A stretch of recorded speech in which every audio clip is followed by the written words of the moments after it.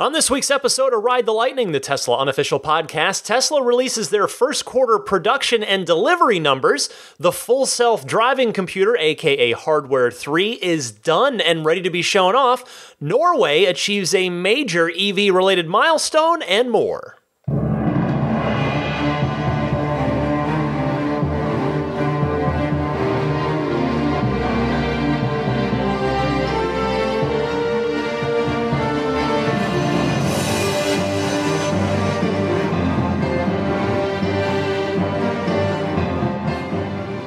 Howdy friends, Ryan McCaffrey with you for episode 192 of Ride the Lightning, the weekly Tesla unofficial podcast for April 7th, 2019.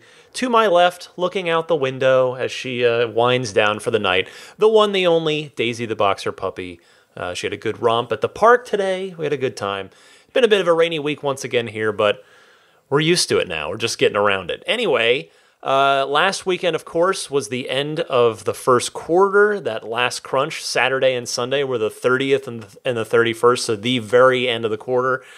And Tesla did a fun thing that, I think was probably partially a test, but also certainly a good opportunity for a little, a PR is not the right word, but maybe just a little fun awareness of what the company is up to. And they used one of the Tesla semis to deliver cars, which was pretty cool. They had it loaded up with some Model 3s, and I think there was a Model S on there as well. And they did some deliveries with it. So how cool is that, just to have a Tesla delivering another Tesla to a new home? They posted some pictures and videos of it on their social media channels. So if you follow Tesla on Twitter and or on Instagram, you can check that stuff out. But yeah, like I said, it was just a neat glimpse of the future, because, I mean, in the future, entire fleets of Tesla semis will exist, and they'll be able to do that around the world, assuming the cars don't deliver themselves, which might actually happen as time goes on, because autopilot and full self-driving is making progress, which we're going to talk a lot about later on in this podcast. But first, let me get to the biggest item of the week, and that is the production and delivery numbers for the first quarter that ended this last weekend, March 31st.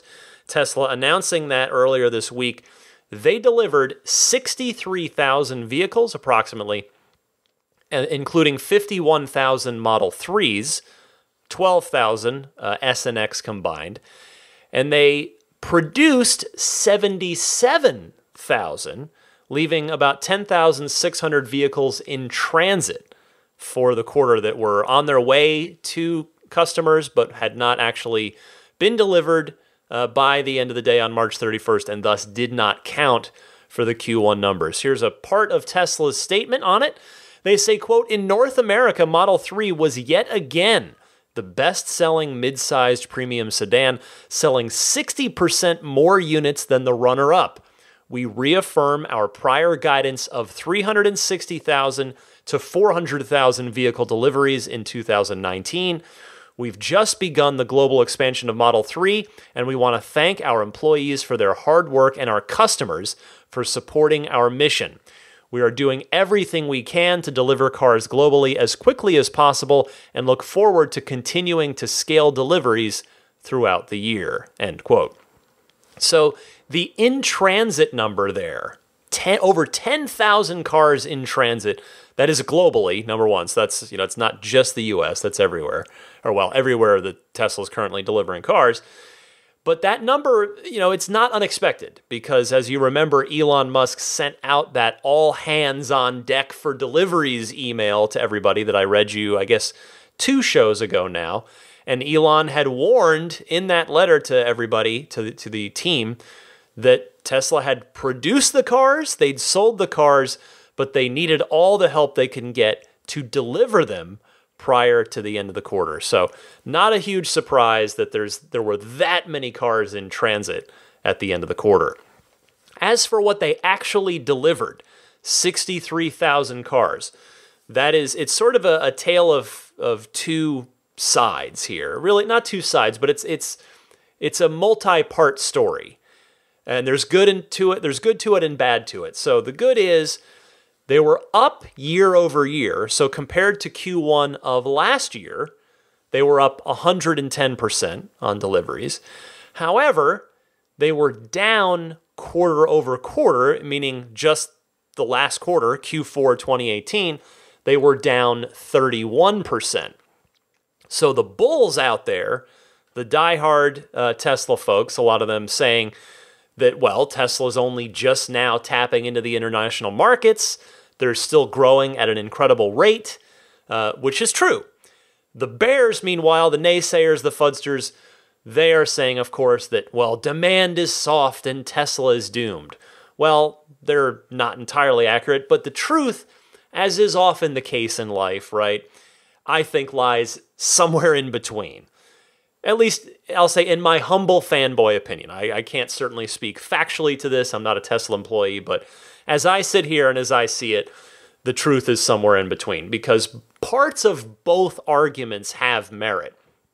Both the year-over-year number and the quarter-over-quarter number, they both matter. Those numbers are both important because, yes, deliveries are down quite a bit from last quarter, but a couple of fair things to acknowledge about that was that the tax credit, the federal tax credit, got cut in half in that time, which may have certainly have pushed a lot of people to move their orders up and try and take delivery in Q4, even if they'd been planning on being a 2019 customer. And the big one, perhaps the biggest factor, is that plenty of people were still waiting and are still waiting, in fact, as of this recording, for their standard range Model 3. Also, another thing to point out here, Q1 is always softer than Q4 for everybody. And in fact, other car makers were down quarter over quarter, I should say, comparably. So Q1 last year to Q1 this year. But, it's the holiday lull. We're after the holidays. Holiday season's over. It's a new year. You got no money left to buy a car from paying for your holiday season. So basically, all of it's true. All of that's true. That you got to, okay. But on the other side, hey, we got to look at this from both sides. A 31% drop from the last quarter, it is a lot, and that is not to be ignored. The Tesla, as we know, in Elon's own words, they are trying to be a real car company. And in a company with shareholders and expectations, a 31% quarter over quarter drop is not great. It's not great. Is it the end of the world? No, of course. Absolutely not. Not even close. So for me, a self-acknowledged Tesla fanboy who is always, as I say, going to give Tesla the benefit of the doubt, my take on this is as follows. I think Q2, the quarter that is just now starting, is going to be very, very telling for Tesla for the rest, meaning for the forecasting the rest of Tesla's 2019. Because Tesla's got a lot of cars in transit. They're going to count for Q2, so that'll give them kind of a head start of sorts for this quarter. And the standard range cars will deliver, as well as a whole bunch of standard range plus cars as well. And Tesla will continue ramping up deliveries in Europe and China. So they've got all of that going for them for Q2. That's all good news, I think.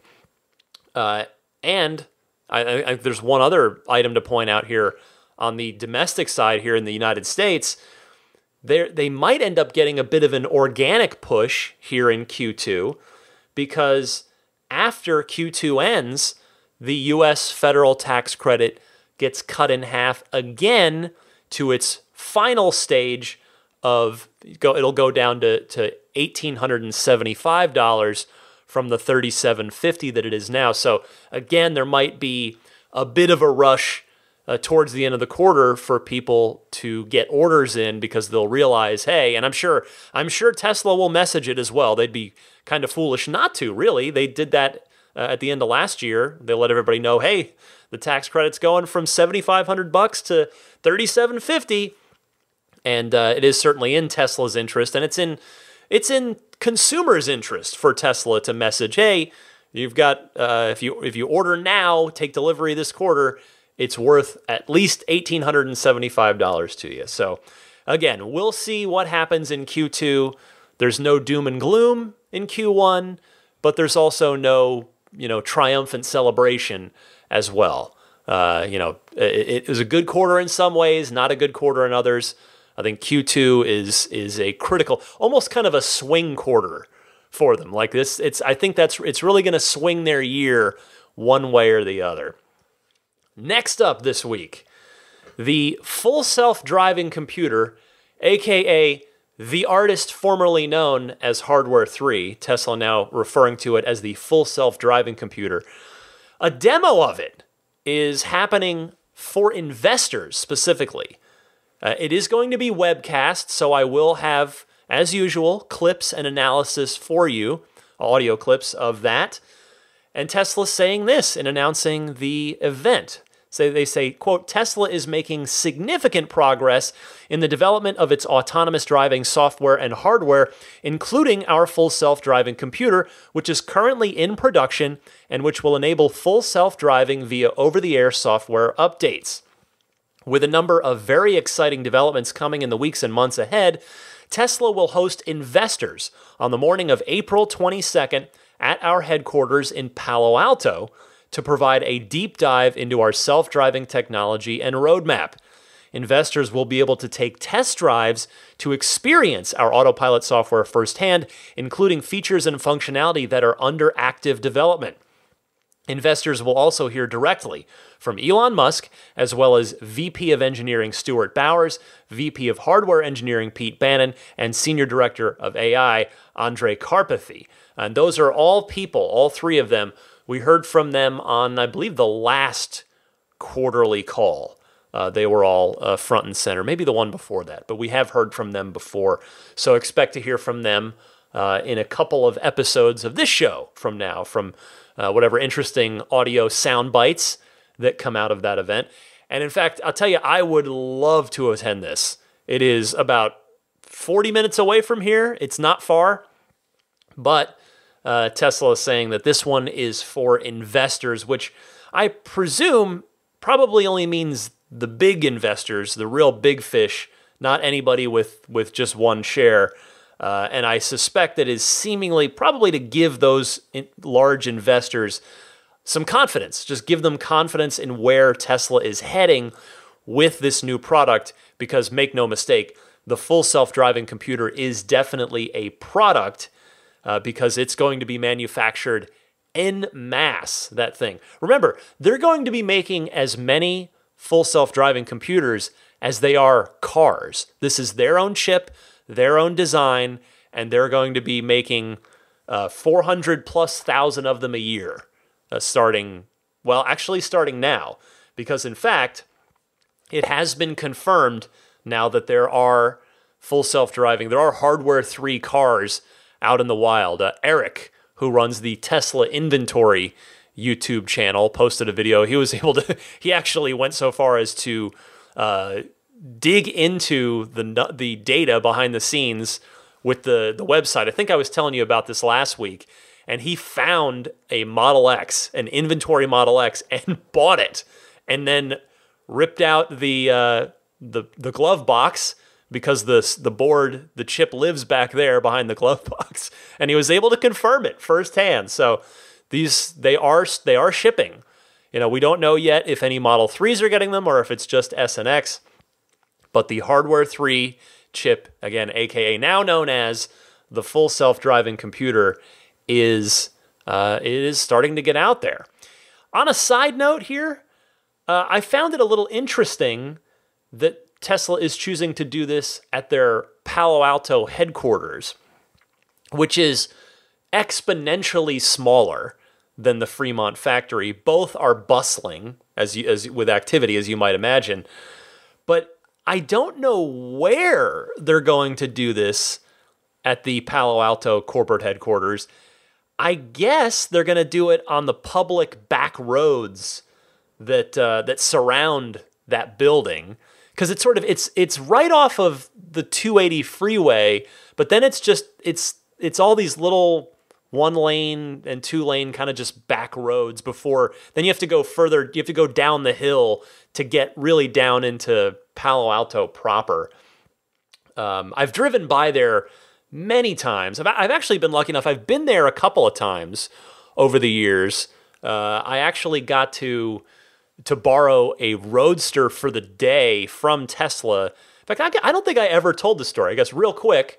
So one of my first encounters with Tesla, but long before I was doing a podcast, when I used to work at my previous job at Official Xbox Magazine, we had we're a print magazine, but we had a sort of section on Xbox Live as part of the Major Nelson's. And you know what? I guess I won't bother to get into the nitty gritty. But anyway, we had a regularly occurring show that you could watch on Xbox's online service, and I was the host for that most of the time.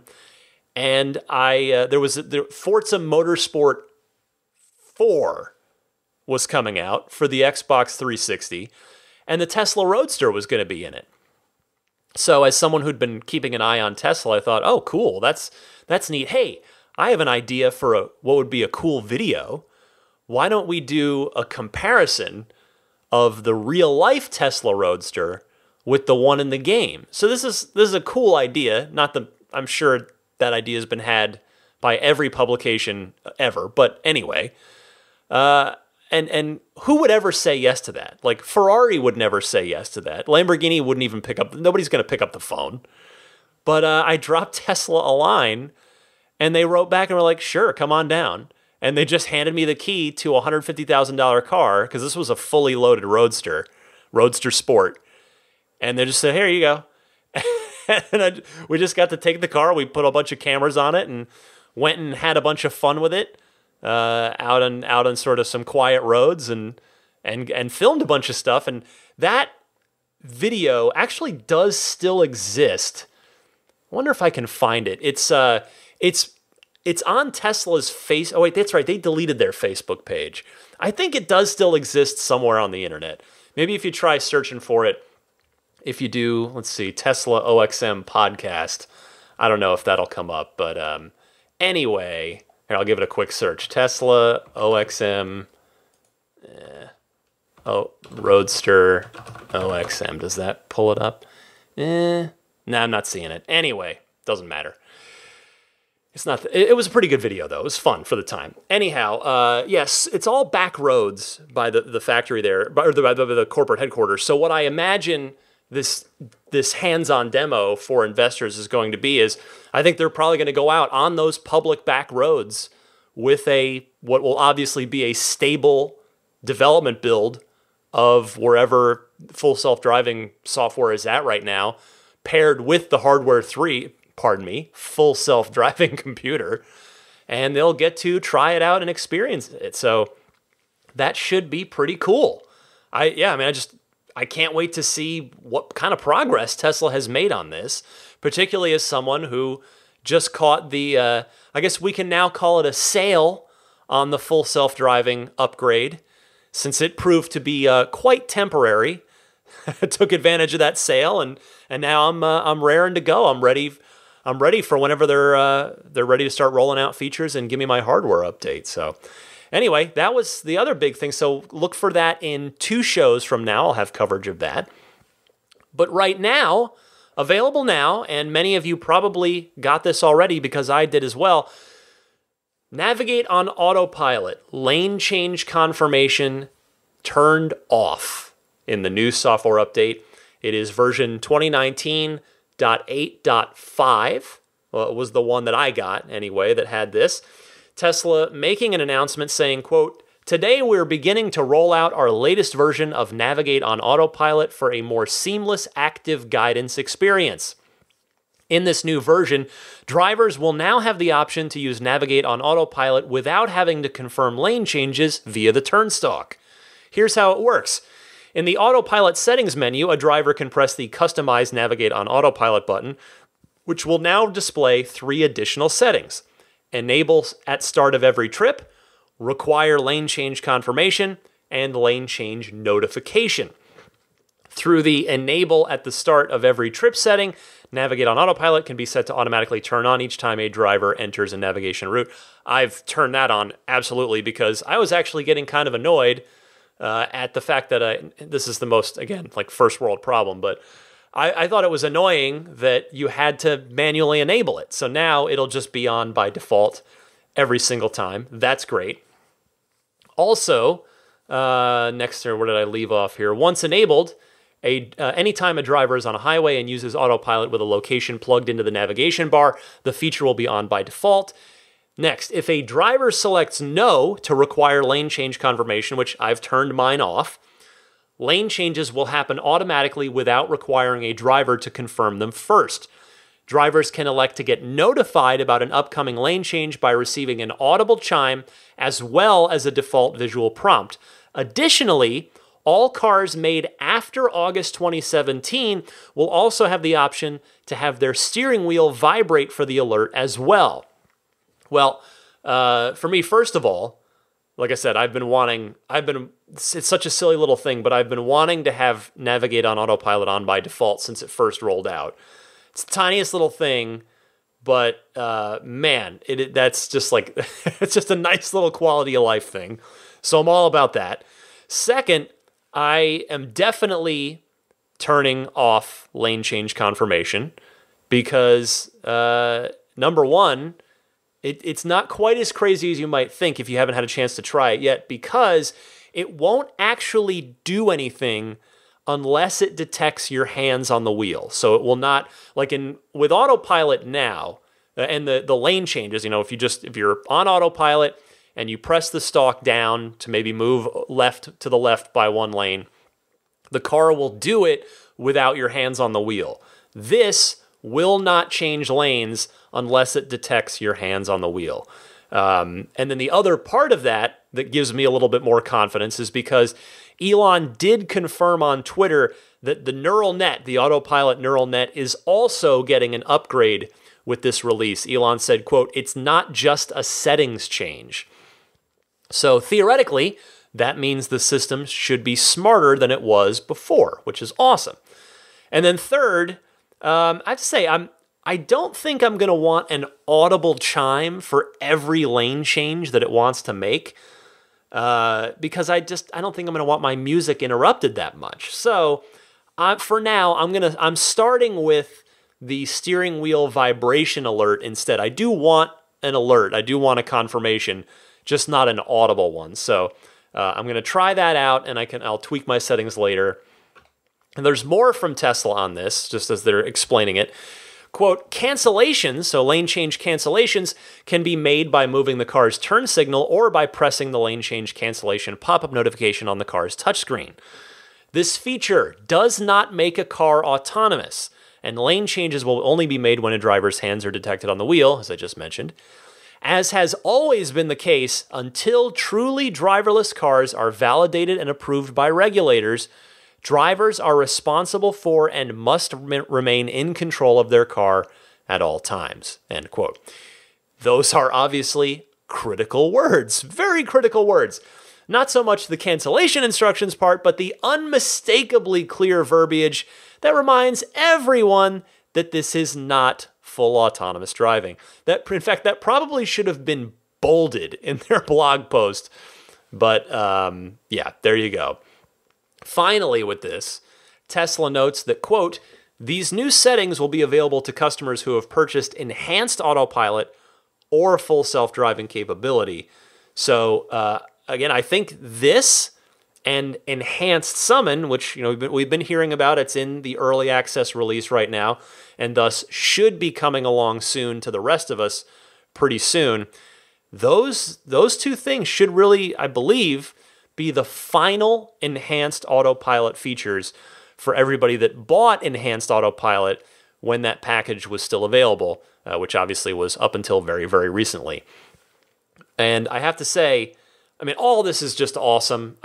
The progress has been tremendous. Just this year, it feels like just this year, and this year's only a quarter old, and I feel like we've gotten a lot of really major new features. I did get a chance to ever so briefly try it out because I got it last night, so Thursday night, and then my commute, I'm on the freeway a little bit, but not much. So I was able to give it just the slightest of tests. I'll be giving it a real thorough test this weekend, but it's definitely cool. I would say it's the biggest adjustment for using autopilot for the driver since autopilot originally came out. Because I remember when I first tried autopilot, which was in my boss's Model S, what would that have been?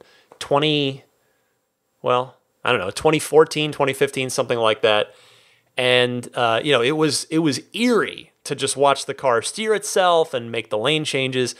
And this kind of has a little bit of that same eeriness to it, where you're like, wow, it's just moving around the road on its own all the way to your off-ramp, to your exit, and it knows and it signals and it just does it. So it's pretty cool, and I'm really looking forward to trying it out over a much larger sample size this coming weekend. A quick PS to this conversation, since it is about a software update. New Tesla Tari games, the Tesla Atari games that Tesla's been adding to the cars, they are on the way very soon. Perhaps you'll have even received one or more of them by the time you hear this, because Tesla says that they are imminent. We've got Super Breakout and 2048 being added very, very soon. I just took a look in my car. I did not get them with 8.5. Maybe, I'm not sure if that's the case for everyone or quite how the release of that is going. However, I did notice that I have Millipede in there, which I'd never noticed before, and it wasn't in any of my release notes, or at least that I saw. So I wonder if Millipede came in as a replacement for pole position, since Tesla had to pull that one due to, they'd made the pole position car a red Model 3, and Elon had said that it was like a licensing thing. Like they weren't authorized to do what they did to that game. And so they unfortunately pulled it from all the cars. But yeah, I did notice if maybe you're like me, maybe you didn't realize that you now have Millipede in the car as well. So look for that in your car, perhaps now, and then look for Super Breakout and 2048 in the coming week or two, or maybe even the coming days. Not done yet. Still plenty more interesting Tesla news. It's been yet another busy week. A couple of interesting updates from Elon Musk on Twitter. I want to share those with you. It feels like we haven't gotten as much of that lately in the wake of his, shall we say, tussle with the SEC. Now, ironically, I say that because I think the tweets that I'm about to read to you were probably made on the plane ride home from New York, because he had his hearing in the SEC's contempt case against him, and Elon went and showed up in person. So he flew across the country and went out there for it. And if you're curious, by the way, so I haven't really reported on that stuff in this podcast because I think it's kind of immaterial to the proper Tesla news and the stuff about the cars that this show is about. But you can let me know if you want me to keep a closer eye on that. But just since I did bring it up, so the hearing happened, and the judge told the two parties, Elon Musk and the SEC, she told them to work it out themselves in the next 2 weeks, or else she would work it out for them. So we'll see what happens there. Now, the tweets.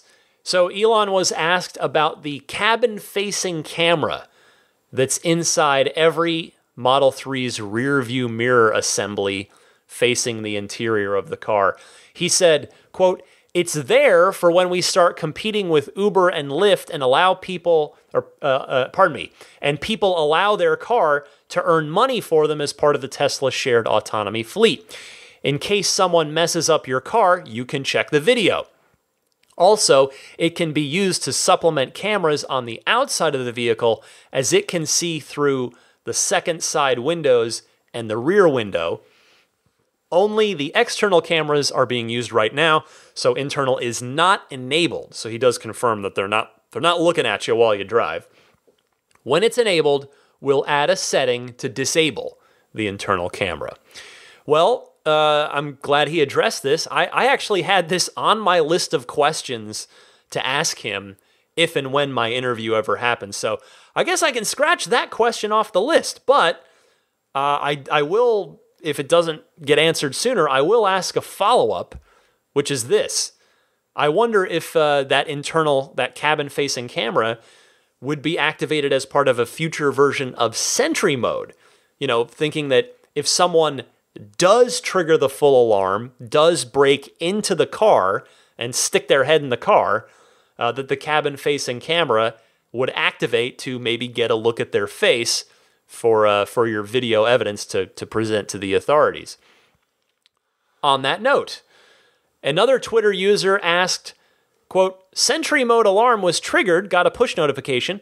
My car is in an airport parking garage 1,000 miles away. Why can't I check the footage online? To which Elon replied, quote, Sentry mode is barely at version 1.0. It will improve a lot in the coming months. So there you go. Checking footage through your Tesla app, that is certainly likely to be a feature that they add based on this Twitter interaction. And I'll tell you, I wouldn't be surprised if that cabin-facing camera that I just talked about comes into play somewhere down the road as well. Also, how about the ability to remotely look at any camera's live view at any time through the Tesla app? That would be super great. I could absolutely see myself using that feature on a semi-regular basis because I'm that, I guess, paranoid for if I want to just admit it, I'm that paranoid about my cars. So I would definitely use something like that. So it's cool to know, though, that Sentry mode is going to continue to get better. That's awesome. Just more awesome software stuff. What have I got? Let's see. Two more stories this week. First up, Norway. Shout out to Norway. In the month of March, for the first time ever, had over half of its new car sales be from selling electric cars. So more than half of the new car sales for the month are electric. This comes via Bloomberg, who says, quote, last month, new registrations of electric vehicles climbed to 58% of the total, according to figures released on Monday by the Norwegian Road Federation. With 5,315 new cars registered, Tesla's Model 3 accounted for 29% of the new sales. That beat the previous record of 2,172, so beat it by more than double, held by the Nissan Leaf by a wide margin, as reported by Bloomberg last week. As for now, how does that project, you may be wondering, how does that project out over a larger sample size than just 1 month? Quote, battery electric cars' share of new registration also hit a record in the first quarter as a whole at 48%, according to the Norwegian Electric Vehicle Association. The group expects that proportion to remain around 50% for 2019 as a whole, it said in a separate statement, end quote. Well, kudos to Norway. They continue to lead by example. I want to go there. I want to visit that country for a number of reasons, but certainly to see this. I want to see what that looks like. It also certainly doesn't hurt that by all accounts, Norway is an absolutely beautiful country. I mean, I'll bet the roads and parking lots there make the Bay Area here, the San Francisco Bay Area, look tame by comparison. Because, here, hey, we got a ton of Teslas, we got a nice number of Bolts, a lot of Leafs, but boy, it sounds like Norway, would make us look like amateur hour in the EV department, which is great for them. I mean, that's awesome that they're doing that. Also, note this, one of the statistics there. A lot of electric cars are being sold, not just Teslas, but the Model 3 alone, as it's just now entering the country, was 29% of those EVs for the month of March. Just the Model 3, basically 3 out of every 10 electric vehicles sold in the month of March in Norway was a Model 3. And I'll tell you, that number might only go up as just the early adopters, those people taking the first deliveries, start talking to their friends. Because you know what I'm talking about. We've seen this happen in the United States, both with the Model S and now with the Model 3. Someone in the neighborhood gets one, the neighbors get curious, the owner takes the neighbors out for test rides, and as we all know, driving or even riding in a Tesla is believing. Everything else, any skepticism, most of it tends to melt away the second you zip off in one, particularly if you're driving. But yeah, so the neighbors get taken out for test drives, test rides, and boom, now all the neighbors start getting them, and before you know it, they've replaced all of the Priuses, or is that Prii? What's the plural of Prius? I'm not even making a joke. I honestly don't know. But you'll start seeing them replace all the Toyota Prius vehicles in the neighborhood. In fact, I'm actually, in my San Francisco neighborhood, I'm starting to see that very thing. I have absolutely seen that pop up in my own neighborhood. There are just Prii everywhere, but more and more Model 3s are popping up now in the neighborhood, which is great to see. Anyway, Norway is the leader in electric vehicle adoption rate, so they have got this. Kudos to Norway. Great stuff. Finally, ending on some more good news, or at the very least, a sigh of relief in Texas. The bill that I had told you about, State Bill 1415, which, as you recall, might have threatened Tesla's ability to forget about selling the cars, to even service the vehicles that are already sold to customers in the state of Texas. That bill now has been amended to clearly make sure that will not be the case. This reporting comes via the Dallas Morning News. They say, quote, "The company said the revisions no longer put its service centers at risk." Tesla thanked the bill's author, Senator Kelly Hancock from North Richland Hills, for listening to its thousands of Texas customers. Quote, "The substitute bill preserves the status quo to allow Tesla and companies like us to continue to service our customers' vehicles in Texas," a company spokesperson said. Quote, continuing, "We look forward to continuing to serve our growing customer base in the Lone Star State." Hancock staff maintains the bill never endangered service centers, though revisions were made to, quote, "assuage concerns and prevent misreadings of what can be very complex statutory references," end quote.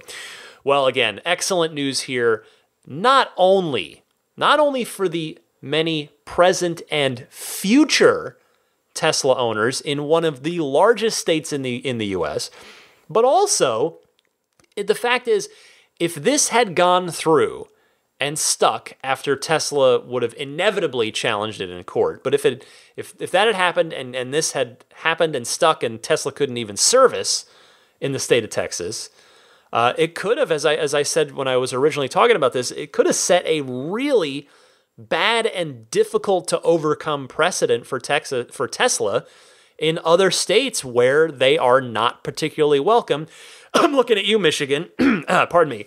So anyway, this is good news, and I want to send kudos out to Texans in my audience and just Texans in the larger Tesla community who made their voices heard on this to their elected state representatives. That is all of the Tesla news for this week. Wow, I've been talking for 38 minutes. That is a lot of Tesla news, a busy week. Stick with me. I'll come right back and get to your phone calls, which are excellent as always, in the Ride the Lightning hotline right after this.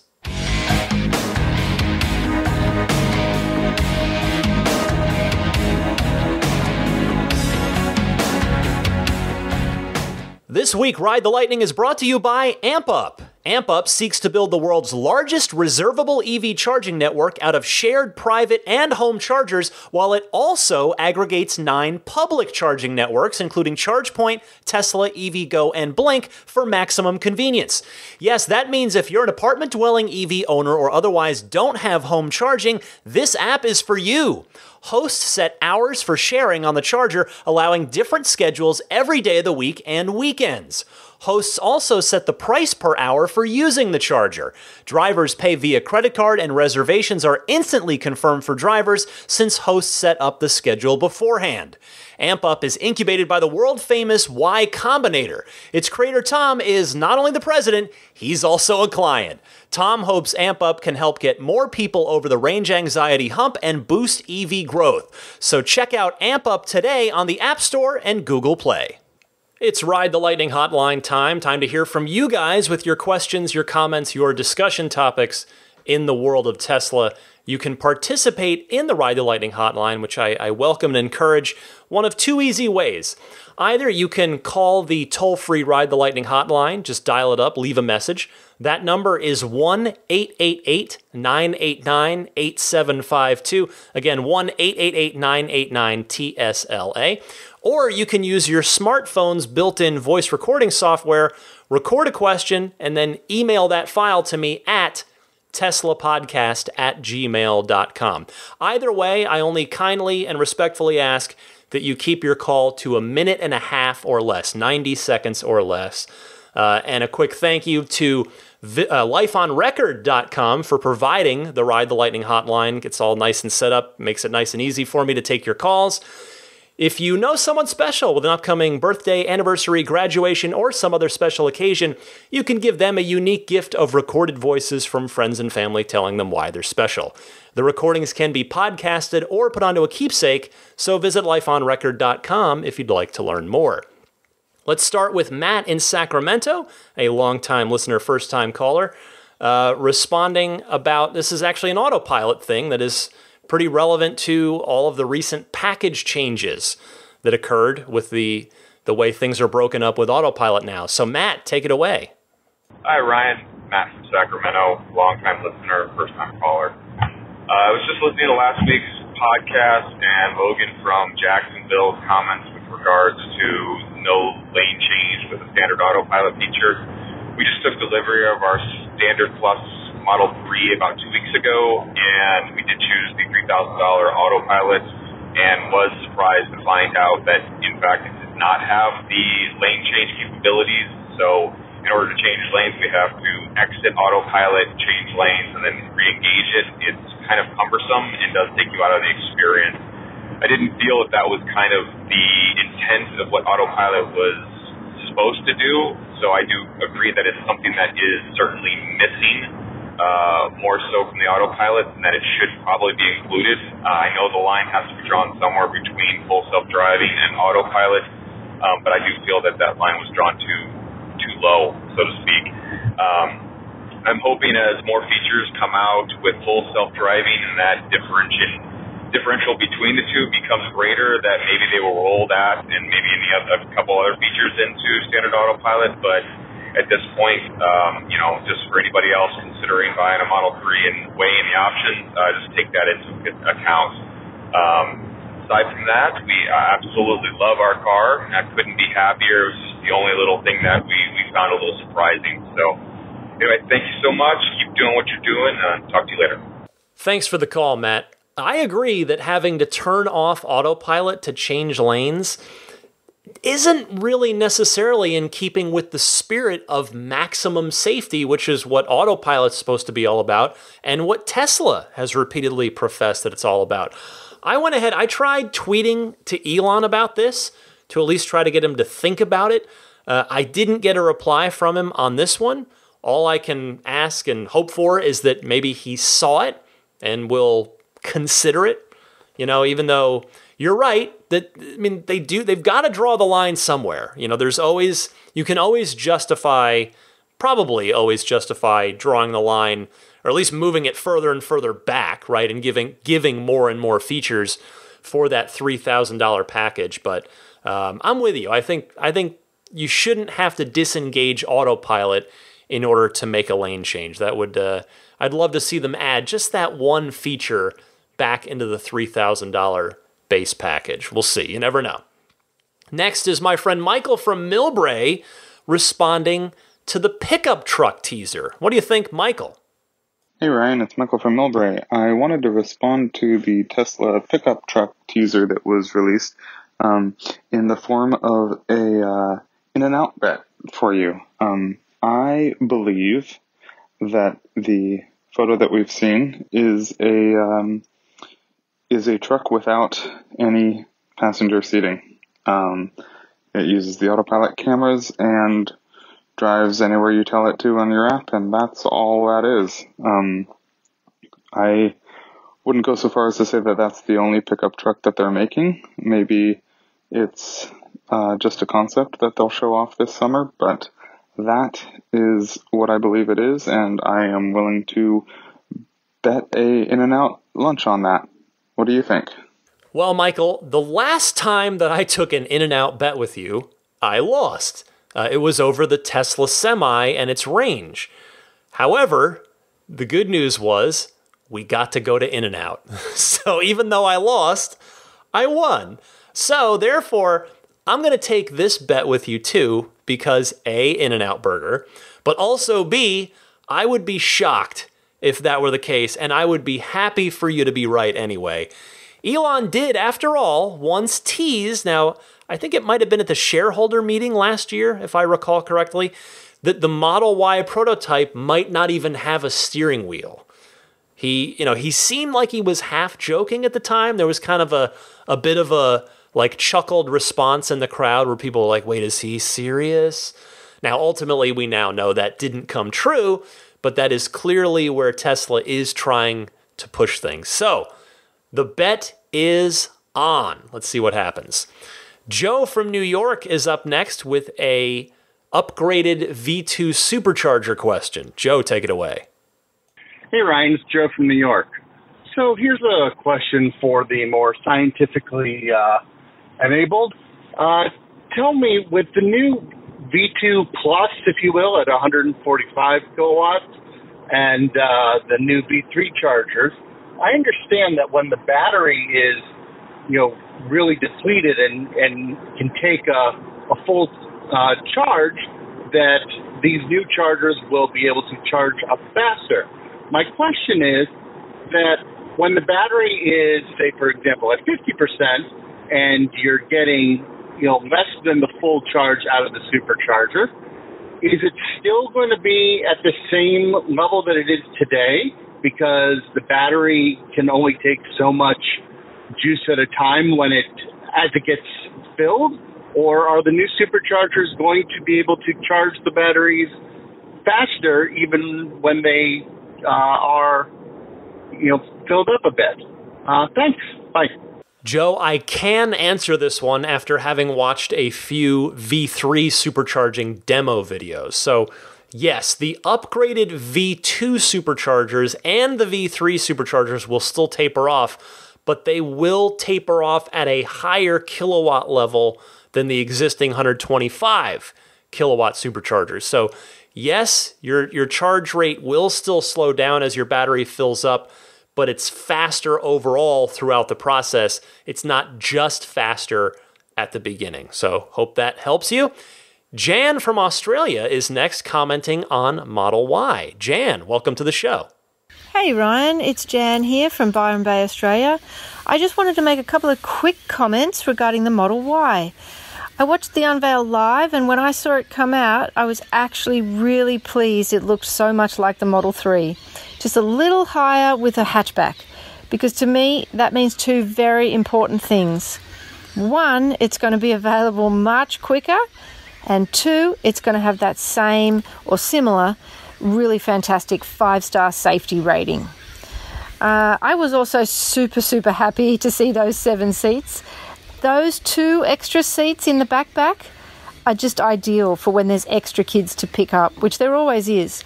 That way, no one has to get left behind to ride the bus. So I've put my order in, and I can't wait to get my Model Y.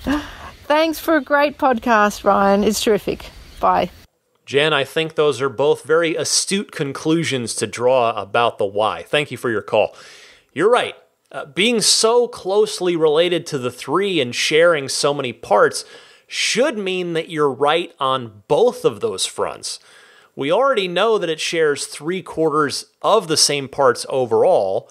Hopefully Australians are not going to have to wait nearly as long for the Model Y after the first deliveries begin as it's been already and still so far with the Model 3. Also, on a side note, I smiled when you referred to the third row as the back, because that's what my family always called the hatchback area of our 1984 Nissan Sentra station wagon, silver car, that we had when I was a little kid and we still lived in New Jersey. And I used to love riding back there with my little sister too. So we could make faces, of course, at the drivers of all the cars behind us on Route 23. This is for you New Jersey people. We're going from Australia to Jersey here. Route 23 heading home to Vernon on the Hamburg Turnpike from my uncle's house in Wayne, New Jersey. I'm sorry about that little nostalgia trip, Jan. You just brought back a wonderful memory for me, and I'm grateful for that. That actually, oh man, thinking about that just puts a big smile on my face. Thank you, Jan, for the call. Dave from San Francisco, reining it back in, keeping it local here for me. Dave from San Francisco, an EV veteran, has a couple of Tesla-specific questions as a Model X owner now. So, Dave, take it away. Hey, Ryan. This is Dave from San Francisco. I am a longtime EV owner. Started probably in 2007 with a neighborhood electric. Then I went to the Leaf, the RAV4 electric, Model S, and now I'm a Model X owner. My question to you is, on the Model Y, if you opt for the rear-wheel drive long range, will it give you more room in the frunk? I know my first Model S was rear-wheel drive, and it had a much bigger frunk than the dual-motor version. So anyway, that's my question. I guess in addition to that, is there any advantage to the dual wheel over the rear wheel? Okay. Well, thanks very much. Love your show. Dave, thank you for your call. The answer is that we don't know with 100% certainty, but if the Y stays as closely related to the 3 in the frunk department as it does just about everywhere else, then the answer is going to be no. In fact, I would really push all my chips to the table, in the middle of the table, with no. So the dual motor frunk probably going to have the same storage capacity as the rear wheel drive frunk, because at least with the 3, Tesla just makes all the frunks exactly the same, whether or not there is a motor up there in the front of the car.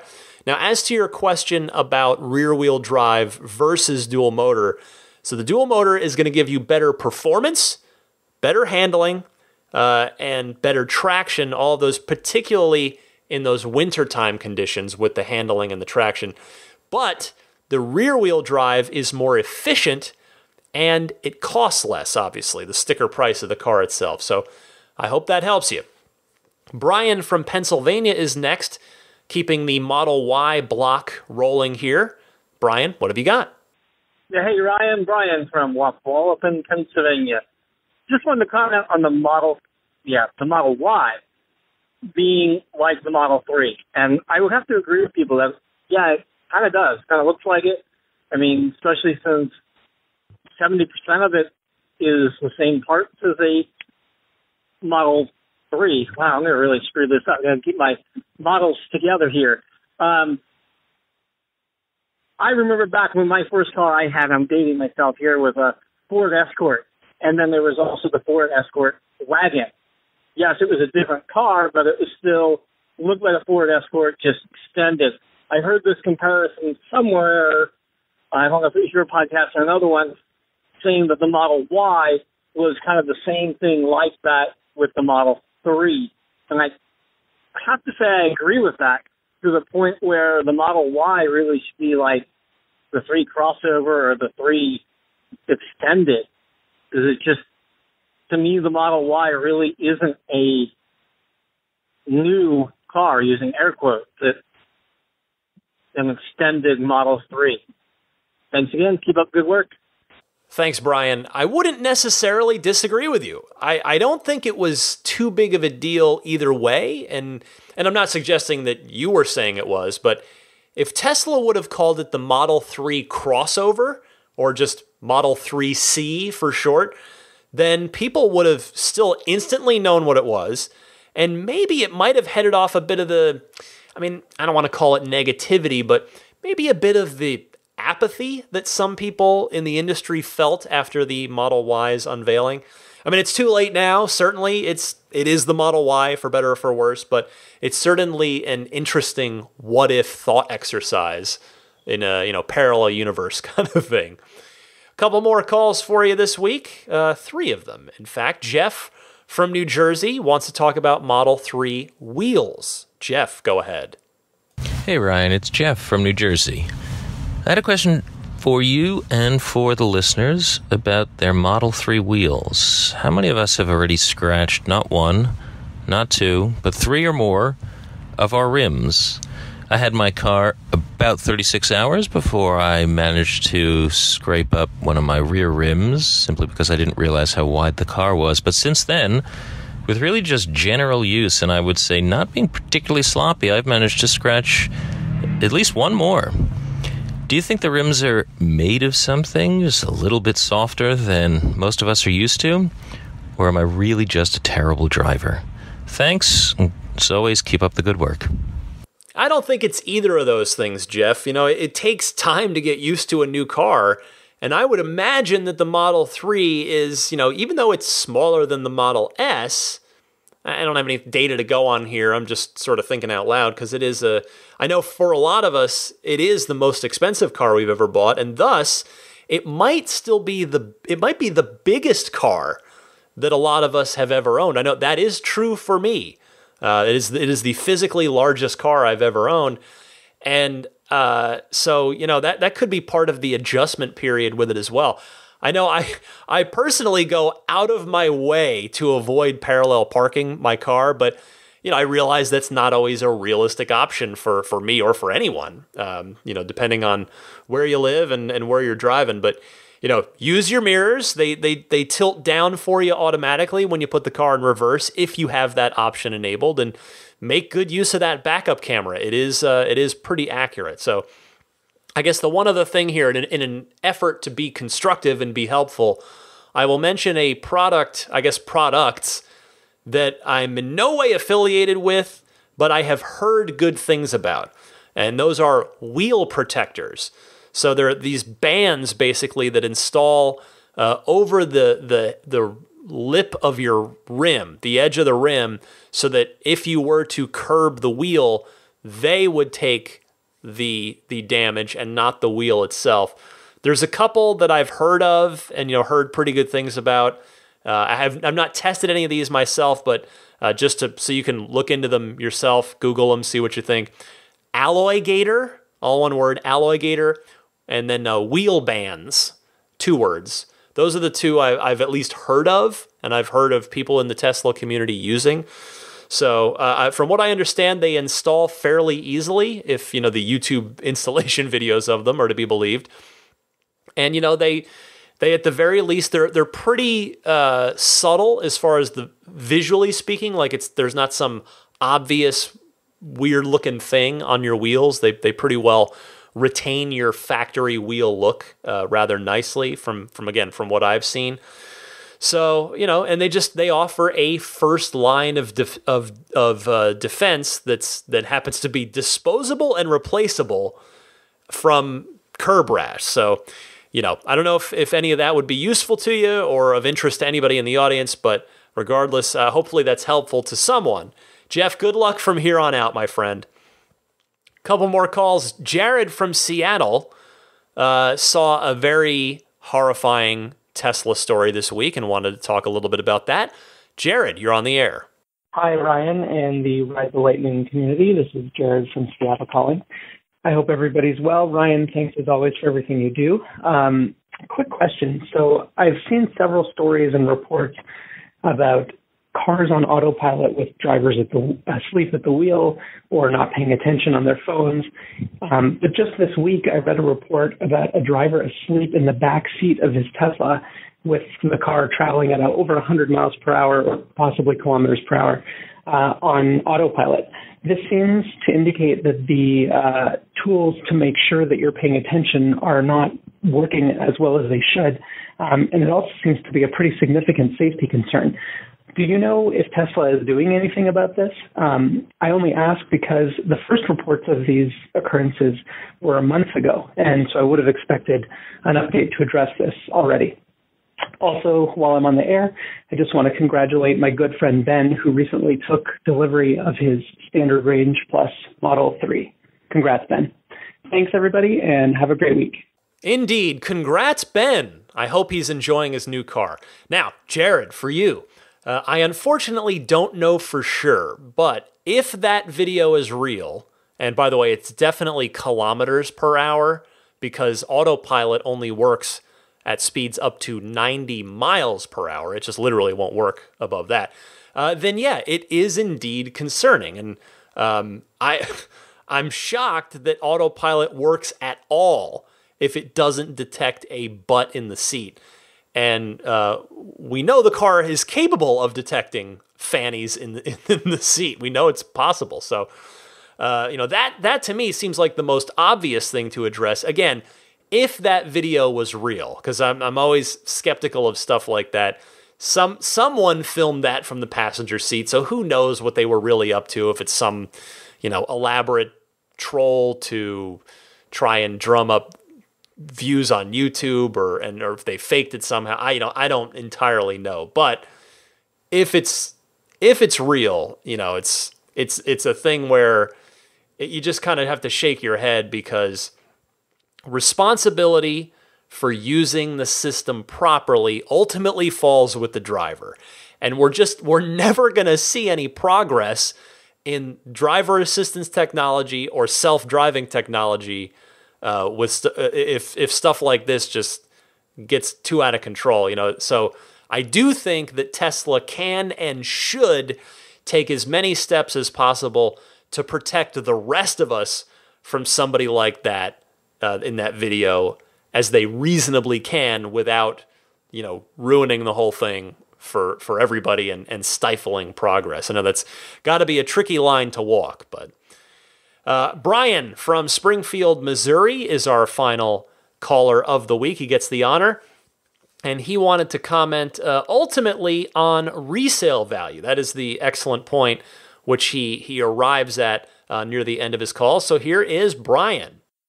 Hey Ryan, Brian Seeley here at BryR32, long-time listener, first-time caller, love your show. I just want to comment on a cool feature here that was suggested by Earl Frunk Puppy at 28 Days Later, the geosynchronous mirrors. I'd moved from a two-car garage to a single-car garage, and they've come in really handy. I was afraid that they would fold before you could check that the traffic was safe to back in, but that's not the case. You can set them up two ways. One to your home link, so they automatically fold when your garage door opens, or you can set them up by your location. So I have to set them by location, and they close about 6 foot before they're in my garage door. And everything is super safe, and they work super. Another cool feature I found of that is every time you go through a drive-through or an ATM and you fold your mirrors, it gives you the option to remember that location, and they automatically fold when you go back. I've already used that probably 20 to 30 locations, and it works like a charm. So shout out to at 28 Days Later on that. Also, quick question, Ryan. I want to know your thoughts on the longevity of full self-driving. Say a car 10 years, my Model 3 15 years down the road, if I'm lucky enough to drive it that long, the resale value, I think, would go kind of really tremendously above any ICE car if that full self-driving is still supported and working. I just want to know your thoughts on that, because, after about 10 years, $50,000 Mercedes is worth about $3,000. So, but I think if it had full self-driving still working, that there would be a huge demand for a low price vehicle that had that. So just want to know your thoughts on that. Love your show. Great to talk to you for the first time. Thanks, Ryan. Bye-bye. Thanks for your call, Brian. I hadn't really considered the impact of full self-driving on the long-term resale value of the Tesla fleet. But, I think you're absolutely correct.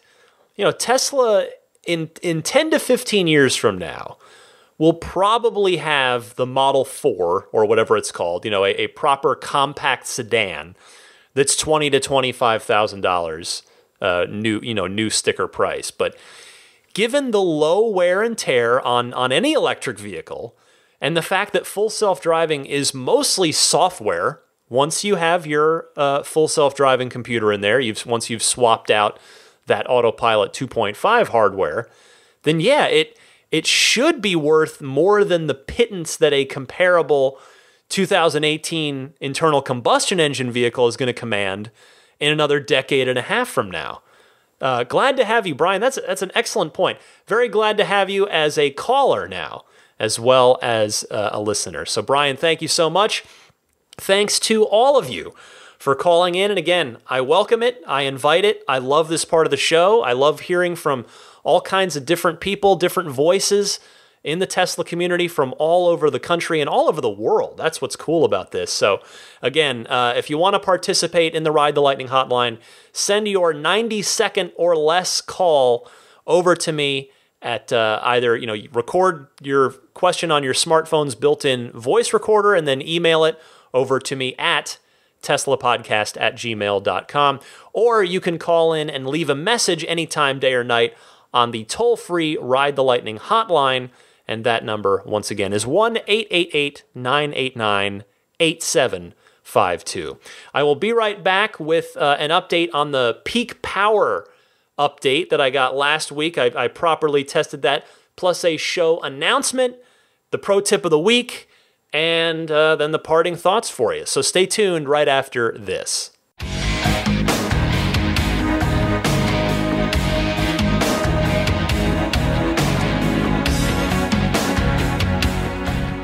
Real quick, before I tell you about my scientific measurement of the peak power increase in my P3D, I wanted to mention something, not next week, but the week after. So 2 shows from now, I am going to be on a family vacation, and I've been thinking about it. It's like I have done this podcast every single week without fail through being under the weather, through holidays, through business trips, and through vacations every single week for over 3 years, and I'm very proud of that. And I think that's very important. I think it's critical to building an audience and to gaining your trust and your respect. And again, that time that you are so kind to give me every week.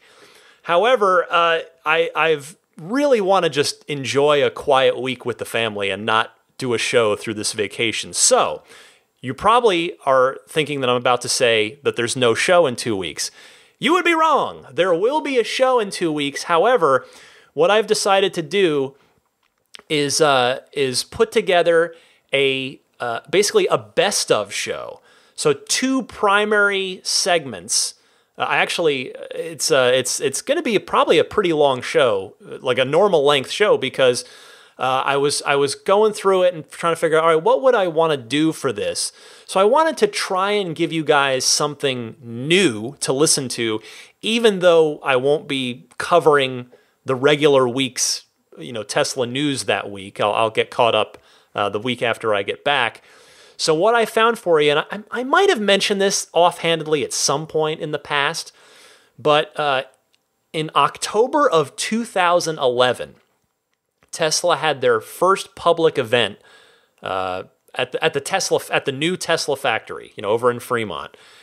So this is months before the Model S actually started delivering to customers. They had an open house, the open house, and they did test rides in the Model S prototypes. Well, actually, they were beta cars. They were, sort of just validation, early build cars for the first time. So they were doing test rides. And you could only get attendance, you could only get in the building if you were either a Model S reservation holder, which required a $5,000 deposit back then, or, if you remember way back, a $40,000 deposit if you wanted the signature version. Or you could be one of their plus ones, the plus ones of one of those people.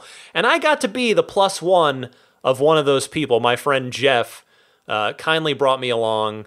That was an amazing day. I still have a lot of pictures and great memories of that day. Getting to walk the factory floor. And anyway, look, and there was almost no assembly. We got to walk through the paint shop, which you don't get to do now. Anyway, Elon gave a presentation at that. And I went back, I found it on my computer recently while I was looking. I don't remember what I was doing. I think I was sorting through old Maggie pictures and just kind of, start sorting through those. And I found this, and I was watching it again, and it's really interesting to hear now, in 2019, to hear Elon speak about the Model S in 2011, before the car hit the market. So I recorded that whole thing. So I pulled the audio from that presentation. It's about 20 minutes. And I'm going to play that for you on this best of show while I go have a vacation with my family. My in-laws are going, my brother-in-law and my mother and father-in-law. So I'm hoping that you will all kindly allow that for me. Like I said, it's been I'm very proud of the effort that I put into this podcast, and I remain that way. That doesn't stop, but I'm hoping that you might enjoy that and allow me to enjoy a quiet week without having to pay close attention to anything, because I want to unplug for a week. And so I've got, again, that audio from that 2011 event from Elon, which you almost certainly have never heard. And then after that, in this best of episode, I'm going to do something that maybe you did hear, and either you liked it and you wouldn't mind hearing it again, or you can just turn it off and go about the rest of your day. Or maybe you're a newer listener and you haven't heard it, but last year I did an interview that I got a lot of really great, wonderful feedback on with Jason Calacanis. He is an angel investor. He's a friend of Elon's. He's very pro-Tesla. He's been there since day one. He has very, very, very, very, very early VINs of all the Tesla cars. And just, again, his perspective of the world, of knowing Elon, but his, as an investor and an angel investor and somebody who believes in the company, it was a great conversation with him. So I thought I would pair those two things together in kind of a best of show and put that out there for you to listen to while I'm on vacation. So I wanted to message it well in advance so that you're not expecting the new, to hear about the news that week, and then you're just upset or disappointed that you get a show where, hey, I'm on vacation, I hope you like this. So that's in 2 weeks from now. I'll mention it again next week, just again to try and make sure everybody's mentally prepared for it. And I hope you enjoy it. I mean, I do hope you enjoy it. I sort of put a lot of thought into it of like what would be, what would allow me to disappear for a week and still give people something that they can enjoy listening to, that they would get something out of. So look for that in 2 weeks. So I guess that'll be episode 194, because this is 192. Anyway, the spirit of adventure.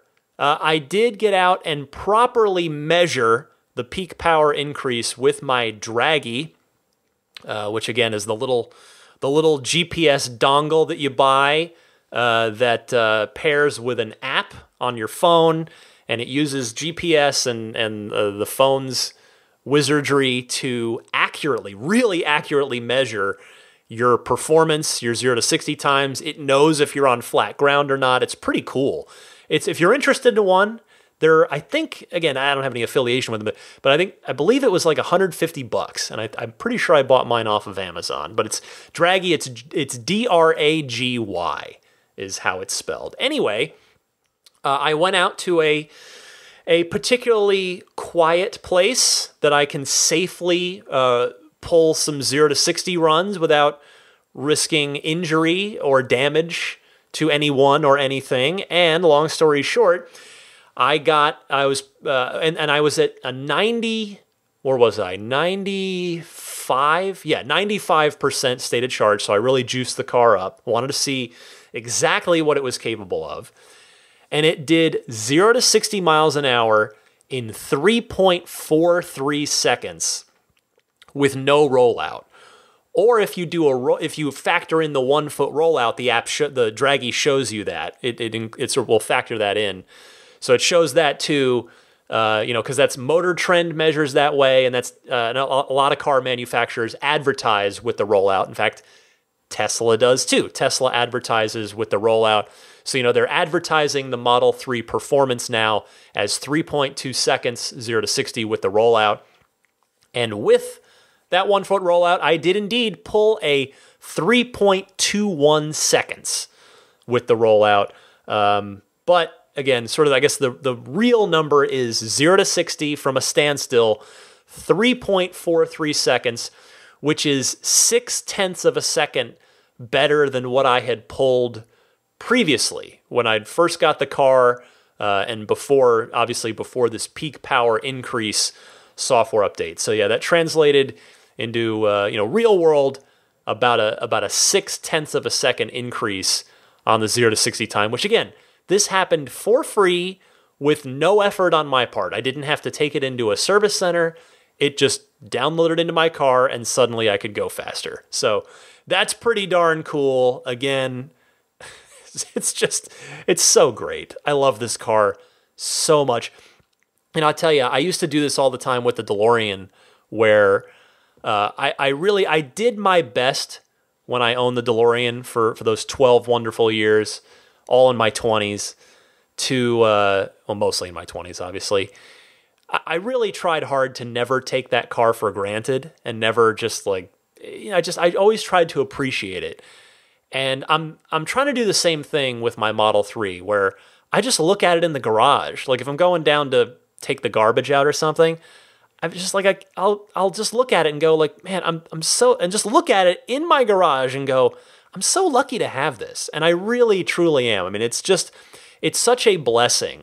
Like, did I work hard to get the car? Yeah. But did a lot of good things have to happen? A lot of good fortune has to go my way for something like that to happen. And I am so thankful. I'm so grateful to have that car. It's so much fun. It's so great. All right. I got to get out of here. But first, let's do a pro tip of the week. This one is from Paul in Houston, talking about switching the sources on your various media playback options using a simple shortcut. Paul, you're on the air. Hi, Ryan. This is Paul from Houston. I love your show, and thanks for everything you do for the Tesla community. I wanted to call in a tip about how audio source selection works in the Tesla Model 3. I've noticed that if you hold the left scroll wheel button on the steering wheel for a couple of seconds, either to the left or to the right, you'll actually switch sources from, say, your phone to the favorites tray. And so the favorites tray is what you get when you slide the music app up to the second level, and you'll see your list of favorites on the right. So if you hold the scroll wheel button to the left for 2 seconds, you'll actually jump into the right side of the favorites tray, and then vice versa. If you hold the scroll wheel button to the right for 2 seconds, you'll jump into the left side of the favorites tray. And from there, holding for 2 seconds to the right or left will actually switch between favorites in the order you would expect. This is actually the same way that the Tesla app works. When you're in the car and you go to the media section, there's a section at the bottom there called favorites with left arrow and right arrow, and those work exactly the same way as I just described. Anyway, that's my tip, and thanks again for everything you do. That is a good one, Paul. Thank you very much. Appreciate that. Again, if you've got a pro tip for about, something about your Tesla that's not super obvious, that is useful, little useful shortcut, something like that, call in. Just send it in using, either of the two ways that I told you about earlier in the show for calling in. All right, time to hit the road. I want to first mention abstractocean.com. The 15% discount for new customers lives on for once again, which is great because, they got the lighting kits, the tempered glass screen protectors, all kinds of fun stuff. Just give it a look over there, abstractocean.com. Use the coupon code RTLpodcast at checkout in order to get that 15% off of your first order. Meanwhile, Immaculate Reflections is a wonderful detailer. They've taken wonderful care of my car. Jeff's he's just a great human being, honestly, and I'm very happy to give him my business, and his professionalism and quality of work has just been tremendous as well. If you are in the Bay Area or taking delivery in the Bay Area and you're sort of anywhere within shot of Northern California and you want somebody great to do some detailing work on your car, whether it's paint correction, whether it's and or paint protection film and or ceramic coating, whatever you've got in mind, Jeff can work with you and really make your car look better than it ever has. You can look up more on Immaculate Reflections on their website, irdetailing.com. The Patreon.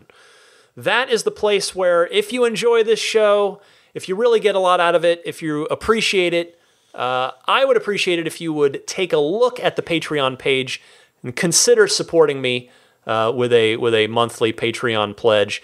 It's totally optional. It always will be. It's there if you want to. If not, keep on listening. The show will always come to you every Sunday at the same time each and every week. But if it's something that you might want to consider, I would certainly appreciate it, and you can learn more on my Patreon page, which is found at patreon.com/Tesla Podcast. All one word on Tesla Podcast, and Patreon is spelled Patreon. I do believe that's, I guess, I should mention, I mentioned this a couple weeks ago, the referral codes are back. The referral program, the 1,000 free miles of supercharging with any new Tesla vehicle order.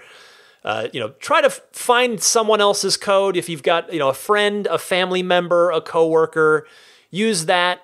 Help get them in the raffle for the car and get yourself the 1,000 free miles of supercharging when you're ordering. But if I happen to be the only Tesla person in your life and you just need a code to get those 1,000 free miles of supercharging when you order your car, feel free to use mine. You do have to do it when you order. There's no going back and adding it after the fact. So to order your car with a referral code baked in, you can type in ts.la/Ryan73014.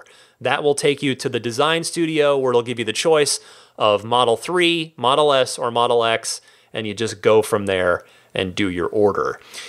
Subscribe to the podcast. Again, that's free. That's just so that it downloads to you automatically every week rather than you having to go seek the show out. You can subscribe for free on all the major podcast services, including, of course, iTunes, Google Podcasts, Stitcher, TuneIn, and remember, TuneIn's the one in the car. You can get this show in your Tesla. On Spotify as well, also YouTube, and if you just want some, either the RSS feed or just individual shows, show download MP3 files, you can go to the hosting site. That is found at teslapodcast.libsyn.com. If you're ordering, I guess last plug here, if you're ordering a Jada wireless charger, if you've got a Qi compatible wireless charging capable smartphone. The Jada wireless charging pad is basically it's a one-time purchase. You buy it for your Model 3 once, and then you've got it for the life of your car. I don't have a discount code for that, but full transparency, if you order using the link I'm about to give you, the Jada folks will throw me a few bucks for ordering it through, hearing about it through the show. So that link is getjada.com. So that's GETJEDA, getjada.com/REF/8. All right, that brings us to the end. I want to conclude, as I always do, with the thanking of the wonderful Patreon producers, the folks supporting me at the producer tier on Patreon. I'm so grateful to anybody who supports me on Patreon, but particularly these folks who are at the producer tier.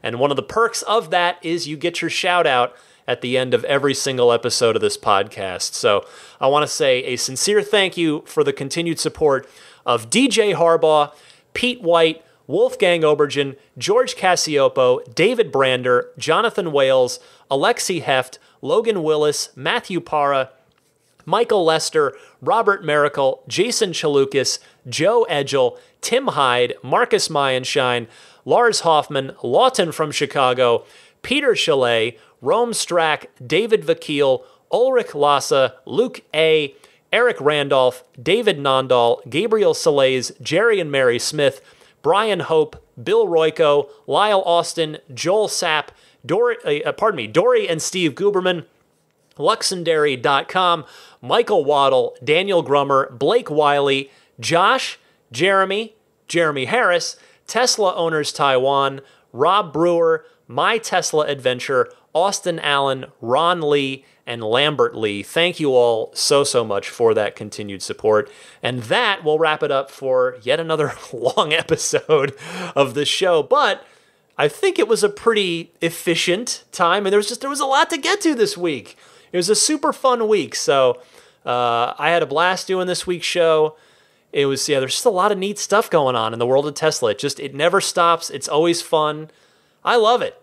This is great. So I hope your time was well spent in listening to the podcast this week, because as I say a lot, your time is, in my opinion, the most valuable resource, the most valuable commodity that you have. And for you to spend an hour plus of it with me and listening to this podcast every week, it really does mean a lot. I thank you so much for that. So a really passed out, that is a sleepy puppy over there. She is done. For a sleeping Daisy the Boxer puppy, my name, as you know, is Ryan McCaffrey. This was Ride the Lightning, episode 192. Thank you all very much. Happy electric motoring, and I'll see you next week.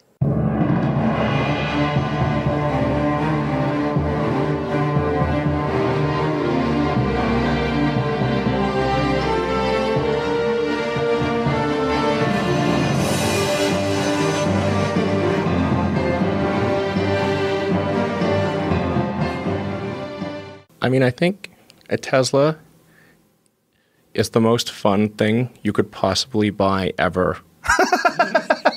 That's what it's meant to be. Well, our goal is to make it's not exactly a car. It's actually a thing to maximize enjoyment. Make it maximum fun.